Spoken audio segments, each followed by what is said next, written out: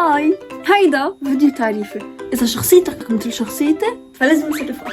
إذا بهمكن تحضروا الفيديو ونتعرف على بعض كملوا للآخر لتكتشفوا شخصيتكم. أول شي أنا اسمي آية، عمري 19، أنا مواليد 9/9/2004 برج العذراء.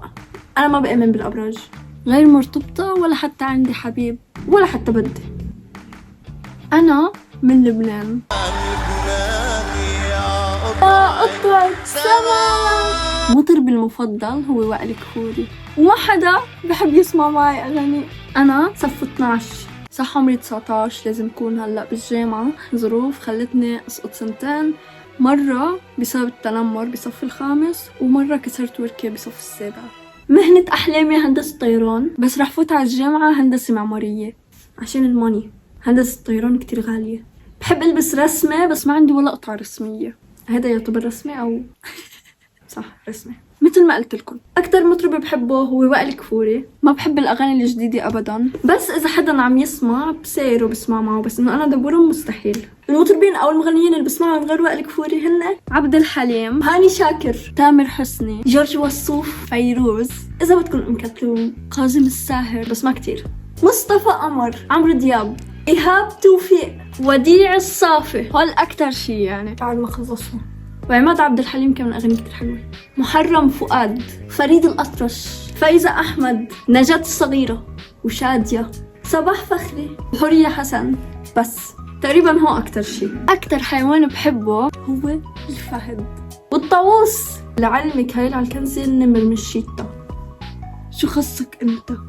خليهم مفكرين هيك. كملي بكذبك. أنا بدي إياهم يفكروا هيك عشان ما عندي بيجامة إلا نمر. ما تتدخل بشي ما بخصك، روح.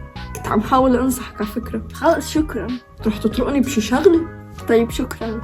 أكلتي المفضلة ملوخية. لازانيا. حدا بينزل لازانيا؟ ورق عنب كمان. ورق عنب. جعت. فواكه مانجا، بوملة، وكيوي. البوظة اللي بحبها اسمها بالدكان، هي اسمها قشطة أو قشطة. هي على فستق حلبي وحلوة زيادة، بس إذا كانت الآيس كريم كورن بحط فيها نسكافيه وبابل وفانيليا وفستق حلبي كمان. هيدا أحلى خليط. سلطة الفلافلي والبندورة، سلطة التون كمان. أكيد التبولي والفتوش كتير طيبين. نروح للسناكس. سنيكرز، كشكولا، عصير، ميلك شيك، بطاطا خال ماستر الكبير هالقد. أكتر مكسرات بحب اللوز. بحب الأكل المالح أكتر من الحلو، بس إذا قلتولي شو أكتر حلو بحبه، دونات كتير طيبة. وكمان في الشعيبية كمان طيبة، حببتني فيها أختي بتول. والعكس، الأكل اللي ما بحبه أكل ما بدوقه، يعني ما بحطه بتمه، مكدوس من كل نواحي. أي شي باذنجان مكدوس، باذنجان مقلي، أنا متبل ما باكل، مبدوق بالمرة. الباذنجان أكبر عدو بالنسبة لإلي. معقول حدا يستلمني فيه؟ زيتون، ما باكل زيتون. بيعملوا بضع بندورة كمان ما باكلها. فطر ما باكله. والفتة بعرف انهم مصدومين، بس ما باكل فتة، مش طيبة، ما تناقشوني. والبصل والبندورة اذا بالطبخة بشيلهم على جنب، هيدي عادي كتير بشعة فيي، بس النفسية شو بدنا نعمل. مشاريب الطاقة، مستحيل اشرب شي طاقة. هاو دارك بلو مدري شو ما بشرب منهم ابدا. انا شاي ما بقوم بعمل لحالي. اذا حدا ضيفني نسكافيه او شاي او كذا ممكن اشرب، بس انا اقوم اعمل لحالي كمان مستحيل. انا بحياتي بشرب ميلك شيك ومي، شي تاني لا. عائلتي من كم فرد بتتألف؟ بابا علي، ماما نهى،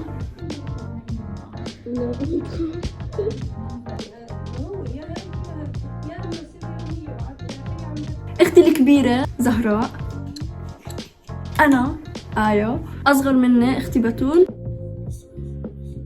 واصغر من اختي بتول اختي راما. في تاتا، وعنا ضيوف بالبيت لفترة زمنية معينة. لوني المفضل النيلة، هيدا النيلة، وأزرق سماوي بحبون كتير، بس النيلة هو أكتر. إذا حدا بده يهديني هدية، نيلة مع أزرق سماوي مع أبيض. تعالوا نحكي عن ماي دريم كار، عن سيارة أحلامي. أنا عندي عدة مواصفات بالسيارة جمعتهم ولقيت السيارة المناسبة. بحب السيارة الإزازة كتير كبير، بحب السيارة الكشف، بحب السيارة اللي هي ذاتية القيادة يعني اللي بتسوق لحالها، والسيارة اللي كتير سريعة. فجمعت كل هيدا ولقيت بالآخر سيارة أحلامي، واللي هي التسلا رودستر. كتير حبيتها كتير يعني، وشكلها شي بيسطر. وفي منها كمان اللون النيلة، وانتو بتعرفوا انه لوني المفضل هو النيلة. لقيت سيارة أحلامي بس كتير غالية وما معي أقدر على حقها، ما معي. شكرا. لهيك سميتها سيارة أحلامي. مش هدفي هاي السيارة، لا، سيارة أحلامي بحققها بالأحلام إن شاء الله. هلا ما بتعرفوا الأيام، بس إنه I can't now. أوكي، بس هذا اللي حبيت لكم يعني. شكرا. نرجع للشعر الطويل. تعالوا نتعرف على شخصيتي. هلا عندي كتير معلومات. كيف بشوف حالي بتصرف بالحياة رح خبركم. حكيت كل هيدول ونمحو. شخصيتي أنا كتير مستفزة. هاي اكتشفتها من العالم، حتى أنا بلشت هيك شوي براسي إنه أنا مستفزة. أنا كتير عالم تتضايق مني من حكي وهيك. مع تجارب الحياة اكتشفت إنه أنا شخص صبور وما بستسلم بسرعة أبدا. عندي كتير طموحات بدي حققها، يعني أنا مثابرة وطموحة. اكتشفت إني جريئة، بحكي وبشرح كتير لدرجة إنه في عالم تتضايق مني، بس أنا عم حاول خفف هالشي. إذا بده هالشخص إنه أنا وقف حده وأنا أكون بحبه فعلا بوقف حده وقفة أبطال. بسير كتير، بس بنفس الوقت أنا كتير صريحة، وهيدا الشي عامل تناقض بالموضوع. كنت من قبل تقريبا بعمر 15 كتير صريحة وكتير مستفزة مع بعض، كانوا عاملين خليط خطير. فحاولت خفف منهم اثنيناتهم. صرت هلأ بساير وبحكي الصراحة. صايرة كتير ما بحكي عن الموضوع، مثلا شي منه عجبني وبدي انتقده أو شي، ما بحكي أحلالي يعني. بفكر بالكلمة قبل ما أقولها 100 مرة، بتفوت على دماغي بتتركلج وآخر شي بتطلع. ما ببكي أبدا، بحس حالي ما عندي أحاسيس يعني. فعليا يمكن بالسنة مرة لحتى أبكي، وما ببكي قدام العالم، ببكي لحالي. أقرب ناس لإلي هني ماما وبتول كمان. كتير بحب أحكي لهم كل شي، بس طبعا يعني ما بيعرفوا كل شي. ضل حاملة دفاتري، دفاتري السرية، وبضل أكتب فيها. يعني ما في شي من اللي أنتو بالكم فيه حب ومحب، لا، إنه أشياء إنه أنا بحب بقدر أتحكم بتصرفاتي وبتعبيري. تصرفاتي إنه مثلا عصبت كتير من شخص، بتحكم إني مثلا ما أقوم أضربه، بقدر أتحكم بحالي كتير. بس مثلا تعبير بحس حالي بعرف مثل، لأنه ممكن يكون من جوا عم ببكي بس من برا فرطاني ضحك فعليا يعني، أو العكس صحيح. إذا بدي هلأ ببكي، إذا بدي هلأ بضحك، مش حأبكي لأني ما بحب البكي. بحس حالي غامضة كتير قدام حدا غريب، يعني ما باخد بعطي بسهولة أبدا، وبدي وقت لحتى أتعود على الشخص. هقلكن شي كتير بحبه بحالي، إنه مثلا أنا قاعدة بمكان وكل اللي فيه عم يضحكوا وينبسطوا ويعملوا اللي بدهم اياه وهبلان ومجانين فوق بعض ومدري شو، انا بكون مثلهم نفس الشيء. وكتير انا هبلة، كتير مجنونة، وكتير بحب الاشياء الهيك. بس تخيلوا فجأة فات علينا ناس بتلاقوني صرت مثلهم نفس الشيء. بتلاقوني جات صبية عقد عمري، بفهم، راقية، كل شيء، بس لما العالم يطلعوا من باب البيت برجع مثل ما أنا، لهبلي وجنوني وهيك أشياء. فأنا هبلة مجنونة. تعال خبركن عن مواصفات فتى أحلامي. هلا بدي يكون، بس مش هلا، بعد كم سنة لأنه بكون حققت كل شي بدي إياه. هلا كل شي حأحكي عنه موجود فيي كمان. أولا ما بحب الكذب ولا البخل، بحب يكون بيفهم ومسؤول عن حاله. لازم يكون وضعه مرتاح كمان أكيد، يعني عيش مثل ما أنا هلأ أو أحسن كمان، ما بقول لا. يكون حلو أو مقبول، يعني إنه مثله أنا مقبولة، صح ولا لا؟ ويكون بيعرف يتصرف بالمواقف الصعبة. يكون مهضوم، أهم شيء يكون بحب اليوتيوب. إذا ما بحب اليوتيوب ما بدي إياه، يكون بحب أهله، لأنه اللي ما بحب أهله ما له خير لغير أهله. لازم يكون عنده ذوق باللبس، بيعرف يلبس، يتقبل سلبياته، يكون بيحقق اللي بيتمناه، وكل ما يحقق اللي بيتمناه يجدد طموحاته، يعني يكون عنده طموحات كتير. ما نخبي شي على بعض، وما بيهمني شي تاني بس بعد فيه.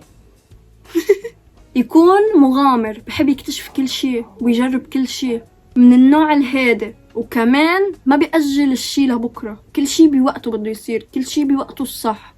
هاي مواصفاته الداخلية. بينما مواصفاته الخارجية، طويل شوي، يعني أطول مني بشوي، يعني شعره بني مثلا، إنه يكون عادي يعني مثله، إنه هاي هي المواصفات.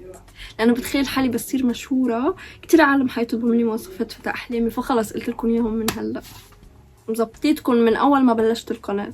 ليش فتحت قناتي؟ أنا عندي كتير قنوات قبل، حط لكم إياهم هون، ولا وحدة متفاعلة عليها، بس في وحدة أنا تركتها من كم أسبوع وفتحت هيدا الشانل، فيمكن نزل عليها أشياء هبلة، يعني فلوجز هيك أشياء، بس هاي القناة حتكون different. بدي أفتح صفحة جديدة، عشان هيك فتحت هيدا القناة. ننتقل لهواياتي. أكتر شي أنا بحبه وبعرف أعمله بهالحياة هن هواياتي. الرسم، عندكم هون الرسامة آية. السباحة، تعلمت السباحة تقريبا من سنة، أو تصوير، في أحلى من هيك؟ عم بمزح، مش هيدا، انه صور حدا كتير شاطر بالتصوير. المونتاج، بس ما إلي خلق منتج. في عندي هواية غريبة، اني جمع صدف وجمع ريش العصافير، بس قعدوني قدام البحر وشوفوا. اجمل شي عندي المغامرات، اني روح اغامر، جرب اشياء جديدة. انا من النوع اللي كتير هذا، بحب الهدوء، بس لما تيجي المغامرة بقلب. بس الكاميرا بتعطي رياكشن، انفعال، يعني بس تقعد قدام الكاميرا بتبطل تصير انه هادي وهيك. بحب النوم كتير كتير، بنام. بحب الاكل كتير، باكل كتير، هيكو عظمة، بس ما بنصح. صراحة بحب الدرس، ما تقولوا لي لا، بحب الدرس، بس ما بحب المدرسة، ما بطيق المدرسة، ما بعرف كيف ظابطة هيدي، بس خلص. بس بحس هوايتي التمثيل. ومن هواياتي اني اكتشف هوايات جديدة. شو رح يكون موضوع قناتي؟ رح ندردش سوا، رح نتفنن سوا بكتير أشياء، رح منفوت بعالم الفن، رح نجرب مواهب ونكتشف كمان مواهب جديدة، رح نعمل مغامرات كتير، ورح نعمل تجارب اتحدى حالي فيها. عناية شاملة بكل شي، رح تكتشفوا كل شي. وعلى فكرة البيوتي بتهم الشباب وبتهم البنات كمان، يعني مش بس انه البنات. رح شارككن اشياء بحياتي ممكن تفيدكن كمان، رحلة، مش انه فلوجز عادة انه شو بعمل بيومي او هيك، لا هاي ما في منها، يعني مثل المغامرات. ورح بيكون معنا اغاني، مثلا اذا بدي احط اغنية بالفيديو كله حيكون من الزمن الجميل، يعني ما في شي انه اغاني جديدة، لانه I don't like it. اكتر شخص بحبه بهالحياة هي اختي الكبيرة زيزي، زازا، زيزو، اسمها زهراء خلص. هلا اكتر شي بحبه دبدوبة، لبسيته كالسات، دبدوبي المفضل. لك العم يسرق. مش عارفة شو بدي سميه صراحة، فاكتبوا لي اسم بالكومنتس.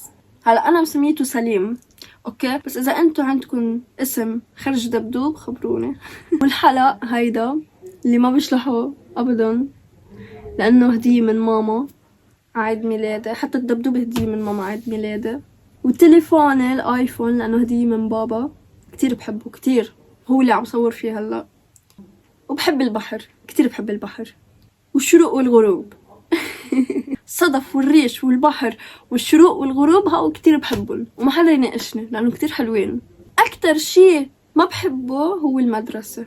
بحب الدرس كتير وهي هوايتي، بس المدرسة ما بطيقة.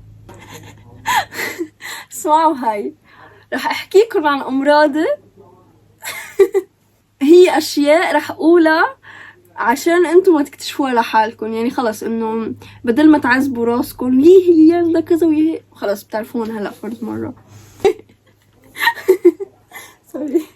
يلا نبلش بامراضي. حدا بيتمسخر على حاله. الامراض اللي شفناها فيكي اخر شي في امراض غير؟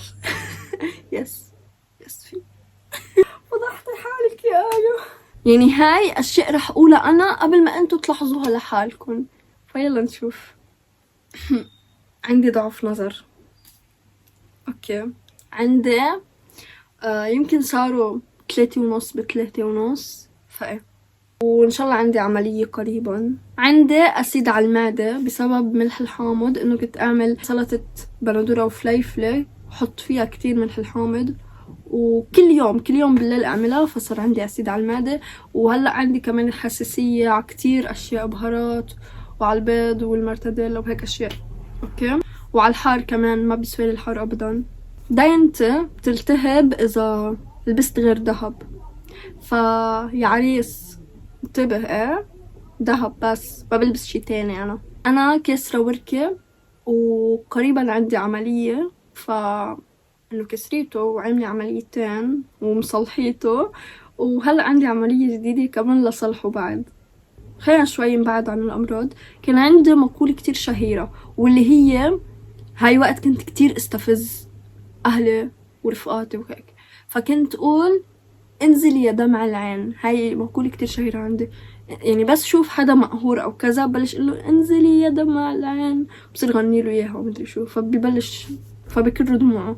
وأكتر شخص كان هيك هو أختي بتول، فالحمد لله صلحت لها الموضوع وبفضلي. قبل ما تحكونا شوفوا ايدي من هون. انا وصغيرة ماما دلقت يمكن قهوة مدري مي سخنة كانت بقى ماما كانت عم تعمل لي قنينة الحليب، فانا جيت مسكت الركوة وقلبت على ايدي، هيك صارت. يعني شوفوا فرق هاي الايد وهاي الايد، حتى من هون بتبين كمان، شوفوا. وحرقة كمان اجري ببريق الشاي. كنا عم نلعب انا وولاد خالي وعم نلعب توت توت عبيروت، طلعوا ونزلي بالشقلوب ووقع الشاي على اجري. انا بموسم الباذنجان واللي هو هلا شعري كتير بهر وكمان بيملي قشري. هلا انا بقرف من الصرصور، بس انه ما بخاف منه يعني، بس انه بقرف عشان هيك ببعد عنه. بس ما تنسوا كمان بنفس الوقت انه الصرصور هو رفيقي ورفيقكم، وانا كل ما يكون عندنا فيديو ولاقي صرصور بالارض بنحكي معه بنتصادق معه، فما تستغربوا على هالموضوع. عندي فوبيا من الجنازير، لانه وقت كسرت تركيا تعركشت بالجنزير، فبطلت اقرب عليه. زقفتي كتير عالية، كتير عالية. في حدا من اخويلي زقفته كتير عالية، بس انا زقفتي اقوى من زقفته. يعني تخيلوا هو باي وزقفته كتير عالية، انا زقفتي اعلى منه. بس ما بدي زقف لكم هلا لانه في حدا نايم وراي وحدا نايم قدامي، ستي واختي. انا كتير سريعة بالركض بس ما فيي اركض. انتو متخيلين انه شعري وعيوني نفس اللون بني؟ مش متخيلين. لا مش متخيلين انتو. شوفوا نفس الكالر. هل انا مسافرة من قبل؟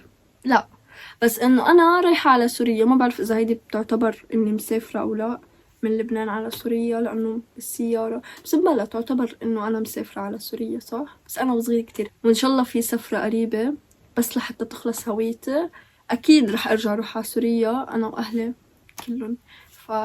هلا مش انه انا قلت لكم هاي الاشياء انه انتم صرتوا بتعرفوني وبتعرفوا حياتي وهيك اشياء، بعدكم ما بتعرفوا شي ولا حتعرفوا. لازم تتعودوا على هالمقولة. love you و see you في فيديو جديد. باي.